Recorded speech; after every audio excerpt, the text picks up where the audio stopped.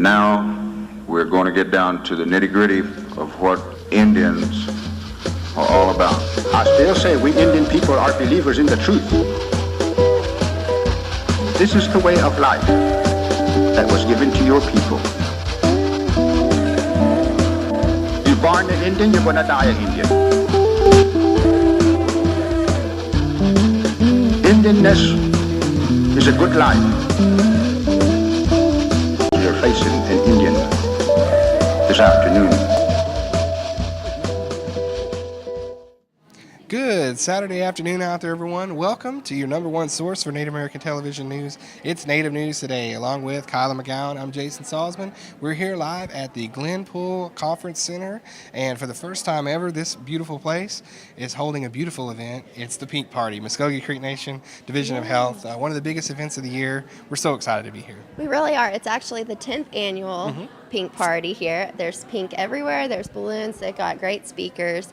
Chief Tiger is actually going to welcome and open it up. There's just a lot of things going on. Yeah, and we'll actually visit a little bit later on in the program with the keynote speaker, Dr. Catherine Zachary. She does a wonderful job, and the best thing is she is a Creek Nation doctor of Creek Nation descent. So that's a really cool little tie-in there. We're excited about that. Excited about the stories we got to offer this week, too. You know, we'll be going over to the Stoneblade Ballroom in Milwaukee as MNB holds a job fair. We touched on it a little bit earlier this week, or last week, actually, just to kind of pub the event. They had a great turnout over there, and there's really a lot to offer.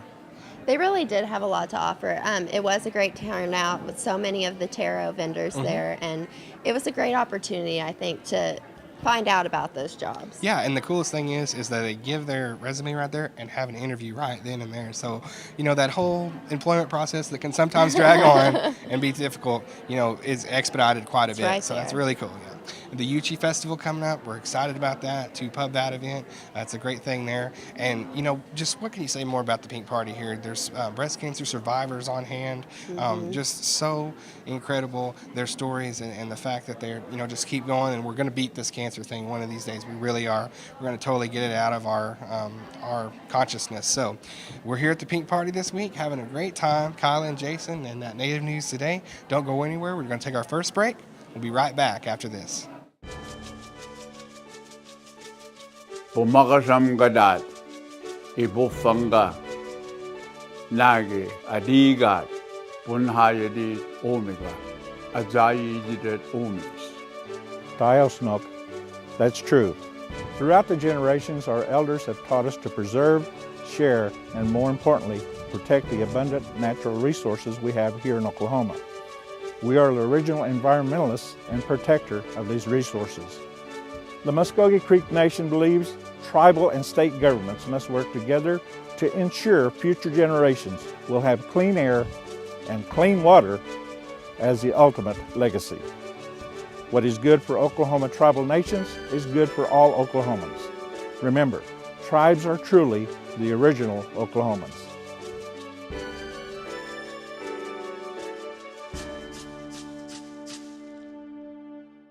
All right, welcome back to Native News Today, and our first story of the week takes us up to Sapulpa at the Uchi House, the Uchi Language Project. You know, they've gotten so many things going on in the last year. They've been recognized, doing wonderful work there, preserving the language, and just Uchi heritage in general. They got a big event coming up. They do. It's really the first of the kind. They've thought about it the past years, but this year they're really going to bring it there. They're really focusing on the program and what it has to offer. Lots to offer to those people. They've actually partnered with Muskogee Food Sovereignty Initiative for this big Uchi Heritage Festival. Gosh, they got Uchi artist Richard Ray Whitman. They've got Dana Tiger. They've got so many different people out coming to be a part of this, so they're very excited about it. We got to go talk with Miss Renee Grounds. She's very happy about what's going on there. They're growing a garden even. We got a shot in front of that beautiful garden, so the Uchi Heritage Festival coming up. Agalasan Yujiha Onsolehe Kenena Naashichi San Lelan Abe Gatale Enha Yujiha Gotwedenik Abbey Onzo Yujiha Gotwedene Nawadona. This is our first fall festival. We're calling it a fall Indian market here at the Uchi House in Sapulpa. And we're going to have a variety of vendors, from artists to local food producers. Our kids will be selling some of their arts and crafts, and what this event is about is just celebrating our native foods and traditions, and helping our children understand that our traditional foods and way of life is really better for us, and sort of connecting us with that. And we'll have our elders as part of the event, teaching us, giving demonstrations on food preparation and different ways of carrying on our language and culture. So here at the Yuchi House, we have the opportunity to work with about 40 children and youth from ages 3 up to 18. So they come every day after school, and we immerse them in our language, and not only our language but also our culture. And so we try to work with our elders and have them involved every day, and really keep alive our language and everything about our culture, our ceremonies, our medicines, and right now we're focusing on our foods. And so the children have been cultivating some corn, beans, and squash here in our garden. And so this will be an opportunity for them to share some of that with the community. Here at the Yuchi Language Project, you know, we really take a pride and we have a passion for our language. And we realize that that's really our identity as Yuchi people. Our language is unique, so it's not related to any other language. So we're very passionate about keeping it going, teaching our children, and working with our elders. We only have about 5 fluent elders living today who are first language speakers. So we work with them every day, try to learn what we can, and really carry on our language and culture. So we see that our language has really grown in the last 10, 15 years. You know, at that time when we were just starting, no children spoke the language. And so we've really come a long way to having now 40 kids who are at least conversational in the language and are continuing to learn. So it's a big change for us in the Yuchi community. And I myself, you know, didn't grow up speaking the language, but started learning from my early childhood. And so I'm just so happy that I won't be the last speaker, you know, and so my role here is to pass on what I know. And it's just very fulfilling and very exciting to see the kids speaking and learning every day. We're very excited. Yes, our Fall Indian Market, this is our first year having it, but we'd love to have it maybe annually, because it's a great opportunity to bring together the broader community, you know, not just our native people, but just everyone in this area, to really learn more about our foods and our traditional ways, as well as bringing in our language and talking also about physical activity and healthy lifestyle. So we really feel that's an important piece, educational piece for our youth. Yes, this has been a big year for us here at the Yuchi Language Project. Our executive director, Dr. Richard Grounds, was awarded the Oklahoma Humanities and Education Award, and that was for his work with the Yuchi language, really bringing it back, working with children, figuring out new ways to teach language, and also coming up with a writing system for our language. And then earlier this month, we were at the State Fair, Tulsa State Fair, and our children got to sing and give a performance in the language on the Muskogee Creek Nation stage. So that was a big boost for us. And we do find that we're getting more notoriety in the broader Oklahoma areas and also in the nation as a whole. We were invited up to Alaska to give a training around how to teach language and different methodologies earlier this year for the native village of Afognak on Kodiak Island. So that was a big privilege and a big learning experience for us as well. So. All right, next story today comes from Miss Amanda Rutland. She went and filmed this story, put it together there, and it is Oklahoma Native Entertainment, or ONE. Yes. And this group here is, you know, improv comedy. They do skits and fun stuff, really. They've been a part of several different acts, and I think it'd be pretty cool to see them, actually. I think so too, and you know, right now they're going around to all the Muskogee Creek Nation communities, doing little shows there, and just really trying to cheer people up, You bet. make them laugh. You know it. I like to think that I make people laugh. Not all the time, but these people probably do lots more than I do. But the thing about it is they've been on with Mike and Funny Bone, the guys that were on America's Got Talent. So they've hitched up with some pretty talented folks doing a great job. And we want to thank Amanda for following this story for us here. And it'll be our next one up on Native News Today. ONE, or if you want to spell it out, Oklahoma Native Entertainment. These guys are funny. you get a chance, check them out. We started actually with a different name. Called Shiggles Improv Comedy. We all had a similar feeling about our comedy and a dream that we wanted to fulfill, and we wanted to do things a little bit differently than being big time. We wanted to relate to our people. We become one, Oklahoma Native Entertainment, because we're one family, one people. And when we did form One Comedy, it was pretty cool because we all knew we wanted to go in a different direction. The only bad thing is like the car we were in, it had a broken indicator, so you really couldn't tell what direction we wanted to go in. But, you know, we were still figuring things out. We've been doing it for about 3 years now. Ever since then, we've been doing shows. Well, this year we've actually done, I think 7 shows, and of those 7, we've done 2 youth prevention shows. We do nasty comedy, we do clean comedy, we do everything that relates to whatever anybody wants us to do. Because, you know, we have been improvsters basically our whole life.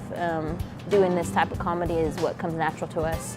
We'd like to plan more shows throughout the year. We'd like to do something back to back to back if we could. But we also do more than just together.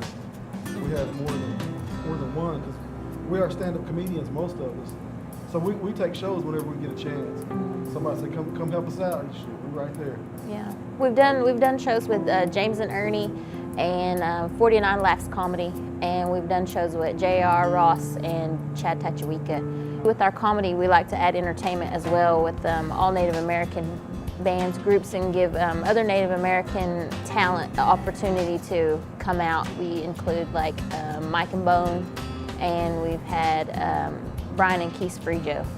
We seem to reach out to a lot of small Indian communities. It's pretty cool because that's where we all came from, small Indian communities. A lot of our stuff hits home for them. I think we do mostly like small Indian communities with big hearts. I mean, they're just people looking for a good laugh, a little bit of a good time to get away from the things that are bothering them, you know, just to come out and have a good time. When we started at comedy, we was told to don't quit your day jobs, which in this case, it's been true so far, but usually we do have day jobs. Some of us are in school, some of us have kids, and you know. I got a lot of them. Yeah. Yeah, but when we do it, we, you know, try to pretend like it's our only job. Like me and Ian, we're Chippendales. You come out and see us too, and take pictures. They got the biggest man breasts you've ever seen. Yeah. Put on those G-strings and everything. Yeah. $9 a night. But Eric's the only one that does the full money. We're regular people, just, I mean, Indians like to clown and joke around all the time. I mean, like, I go to school, Whitney goes to school, I think Eric's in school also. And Will's in school now. And I know me and Eric, we play on each other's softball teams, and you know, we have our own other activities, plus a 40-hour work week job also. Oh yeah, the kids full-time. We've been trying to get rid of them, but they keep finding their way home. We're joined now by breast cancer survivor, Miss Pauline Haney. She's glad to be here at the Pink Party today. Pauline, we're so glad to have you with us today. Very nice to be here. You got it. Well, tell us a little bit about, you were diagnosed just this July and just had a checkup a couple days ago. Still cancer-free, beating cancer, yes. Wonderful thing. Yes. But tell us about that experience. Well, it was just stunned me. It just like I just couldn't really believe it, you know, that this had happened. And I lost my sight 3 years ago, and so it kind of slowed me down on things. My husband and I used to do a lot of traveling and for the National Park Service and Oklahoma Art and their tourism. And then after he passed away, why, I just slowed down, you know, stayed around home most of the time. And we went to art shows. So the cancer was just something completely out of the blue. I didn't have any real signs of it at all until they took the mammogram and told me to come back, and they wanted a second one. And so I did that, and then that's when they told me that I had signs of of cancer. There was would need a lumpectomy. Well, we're so glad that you're here actually today as a survivor to show the folks out there that this isn't, when you get a diagnosis like that, it's not the end of the world. In fact, far from it. There's so much more afterwards, and you're here, and it's got to be able for you to be just such a joy to be at something like the Pink Party where everybody together's on the same page. Yes, it is. It really is. I watched it several times before because my daughter is a cancer survivor also, but mine is the lumpectomy that I had, and she's doing fine too. She's doing all right. Great, awesome. We've gotten to know several women that are cancer survivors, and among our Indian women, that's really something for us to know and to help and share what we know. And Indians are close-knit people, and so when anything happens to them, well, it's like happening in a family. Of course, a lot of time we have a lot of family members, you know. You and I may be related. Yeah. We used to think, well, when we were teenagers, we'd come in and introduce us to somebody. We'd see somebody at a gathering, and they'd introduce us, and we'd start thinking, is that a cousin or? Well, you got a big summer coming up, right? Yeah. Yeah, you were talking about your award coming up soon. Could you tell us a little about that? That's exciting. Well, it's from the Greater Tulsa Award. They give awards out for different things, like working with the theater or working with the city of Tulsa, and just various things. And mine award was for working with the community.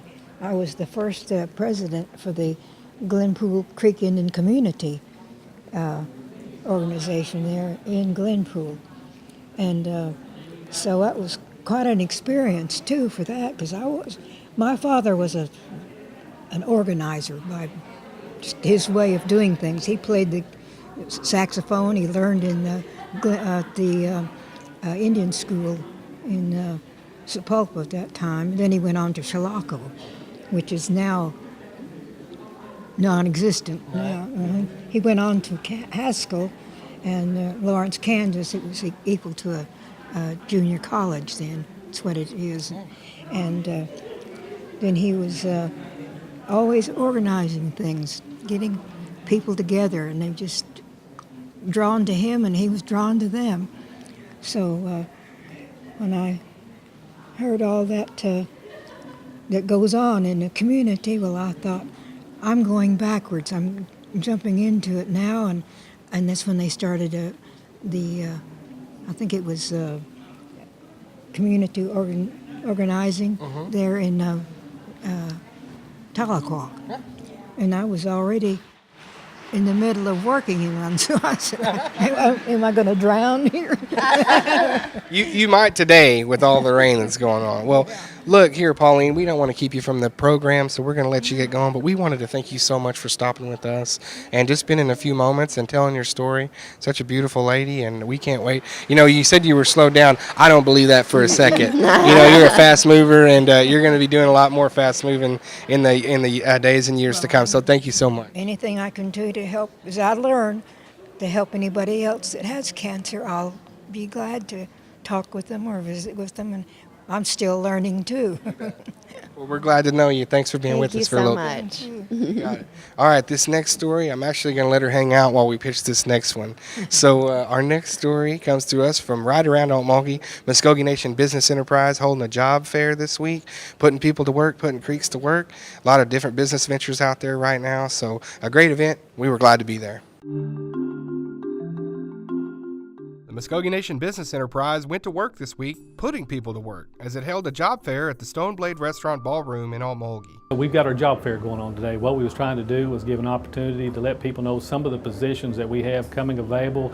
We're always looking to fill some of these positions, and of course with the operations that MNB has, we've got the 2 travel plazas, we've got the Stoneblade and the golf course out here, and so being able to go out and let people know what we got. And at the same time, we have the Creek Nation HR department that's here with us today. I know they have positions open, so it gives an opportunity for people to come out here in one spot and come in for an interview, fill out their application, everything. CEO Woody Anderson talked about MNBE's motivation for putting this fair together. The thing that we wanted to do is that we wanted to make sure that everybody knew we had opportunities out here, and sometimes if you're not looking in the right places, you don't see that. So we wanted to make people aware of some of the things we had. So what we started doing is that how's the best way to do that. So what we did, we started planning for this, and so what we wanted to come in here and do is that be able to take an application today, be able to have them sit down with the different managers of those different groups out there, whether it's the travel plazas or whether it's out here at Stoneblade with the restaurant or the bar.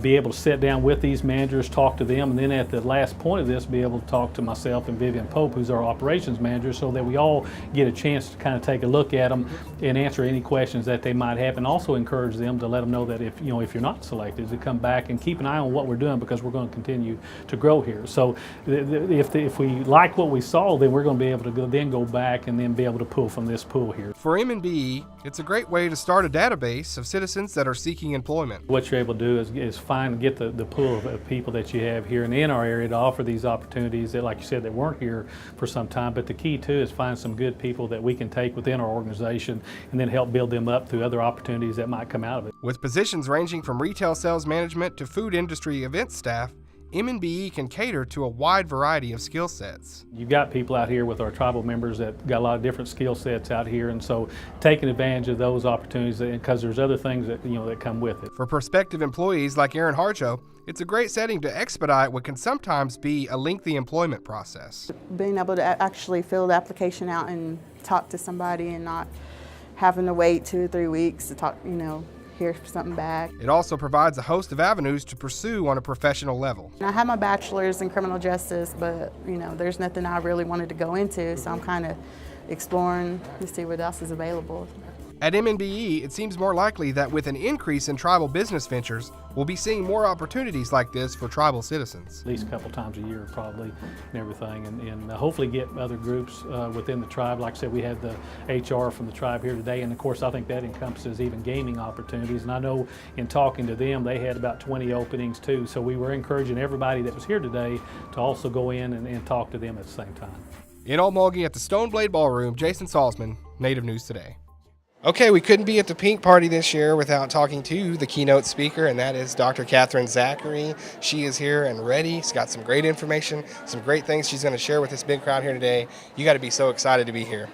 Yes, I'm very glad to be here. It's such an honor for Creek Nation to consider me to participate in such a huge event, and I get to share it with my tribe. Yeah, exactly. You're a Creek citizen, as we said, and you're from a Creek community, so it's all working within the Muskogee Creek Nation health system. There's a lot of ties there, so it really has for you to be maybe an added importance to share this with your own people.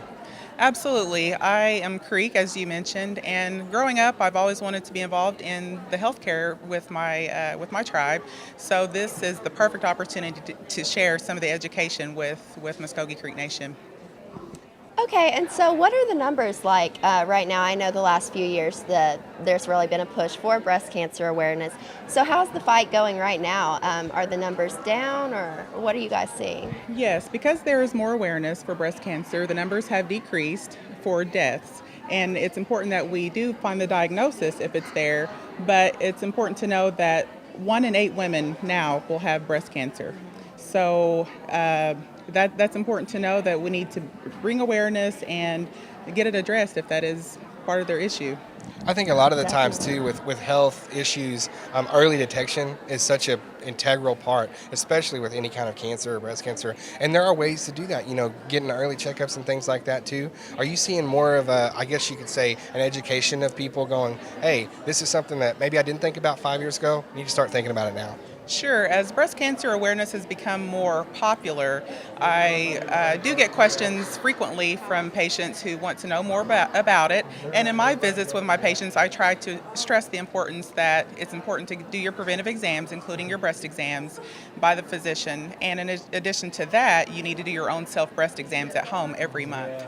Seeing so many different things come up now, new places being built, the mobile unit now. I think we really have a lot of bullets in the gun, so to speak, to start fighting this disease. Sure. The more tools we have, the more access our patients have, and that overall makes a healthier population. Well, me and Kyla were talking about this before you walked up, but we're excited about your speech. Don't give away everything, but what are you going to be telling people about today in there? Okay, my talk today is just going to focus on preventive screens like for breast cancer awareness, cervical cancer screening, colon cancer screening, things like that. Good information, right? That they could only get from a doctor such as yourself. Well, thank you. You bet. Well, Dr. Zachary, we will not hold you up anymore. We know you got to get in there. You got a lot to do, a lot more than us today. Actually, we're not giving a speech, right? We are absolutely. You can walk around and see. There's lots of information too, and things being passed out. So lots of great information here today. Thank you so much for stopping with us. Thank you. Thank you so much for having me. Great. Thank you. Our goal at the College of the Muskogee Nation is to provide a culturally based education that will lead to meaningful careers. The goal of the Muskogee Creek Nation Department of Education is to build a strong workforce, and we are proud to host the first annual Education and Career Exposition. 9 colleges and universities will be in attendance to provide information along with several other career and employment opportunities. So please join us on November the 7th from 1:30 to 4 p.m. in the Beggs Dome in Beggs, Oklahoma. Okay, and that'll wrap us up for this week. We've had a great time here at the Pink Party, the Glenpool Conference Center, and first time it's ever been here. I have a feeling, though, it'll be back because it's really been a great little partnership. Definitely, I think so. It was a great turnout. That's a big facility to hold an event like this, and I think they'll do it again here. Yeah, absolutely. Great crowd, as we said. You look and see Muskogee Creek royalty going on past us, so lots of people and lots of information being shared. Dr. Catherine Zachary, Principal Chief George Tiger, Second Chief Roger Barnett, just a lot of great people. And the Muskogee Nation Division of Health really gets a tip of the cap on this when they do a wonderful job. And every year, this is such a big event. It's almost like the Super Bowl. It really is, yeah. And I only think it's getting bigger, I think, with more preparation and just more how known it is. So I think it's going to be even bigger next year. What's great too is, as Dr. Zachary was telling us, they are seeing some better numbers. They are seeing some things start to get a little bit better as far as the instances and cases where, and I think that's part of more awareness, things such as this, events where they're telling people, hey, get checked, know what you're up against really, and look for the signs. So with that, this has been a great day, and we look at all the stories we've had. Folks, please try to get out to the Yuchi Heritage Festival. They've really been working hard on that. It's been a great thing for them. MNBE, they're going to be having more of these job fairs, people, so if you need employment, this is going to be a great opportunity for that. And Oklahoma Native Entertainment, check those guys out if you get a chance. So this is your first Pink Party, isn't it? It is. All right. It is. It's more than I expected. There's tons of booths, programs, all here to support the cause. I think it's great. Well, everybody, thanks for joining us this week. We'll see you next week. Everybody have a great one. All right.